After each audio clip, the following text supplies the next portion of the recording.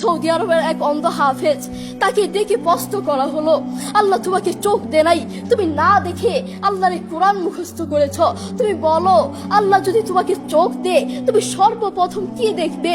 অন্ধ হাফেজ বলল, আল্লাহ আমাকে চোখ দে নাই, আল্লাহ আমি চোখে দেখতে পারি না, আমাকে চোখে দেখার মতো সেই শক্তি আল্লাহ দে নাই। আমাকে যদি আল্লাহ চোখ ফিরিয়ে দে, আমি আল্লাহর কসম করে বলতে পারবো আমি আমার মাকে দেখবো না, আমার কলিজার টুকরো সন্তান আছে আমি সন্তানকে দেখবো না, আমার ভাই আছে, আমার বন্ধু আছে, আমার প্রিয় মানুষ আছে আমি তাদেরকে দেখবো না। আমি দেখবো যেই কোরআন আমি না দেখে মুখস্থ করেছি সেই কোরআন দেখবো, সেই কোরআনের আয়াতগুলো কত সুন্দর তার দিকে তাকাবো। আল্লাহু আকবার।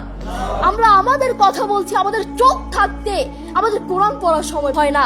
আপনি বলছেন আমি ব্যবসা করি সময় পাই না, কোরআন কোত্থেকে পড়বো? ব্যবসা করি কোরআন পড়ার সময় পাই না, আমি দোকান করি দোকানে অনেক কাজ থাকে, বিশ্বাস করুন আমি অনেক ব্যস্ত মানুষ, এজন্য কোরআন পড়ার টাইম পাই না, কোরআন পড়ার সময় পাই না।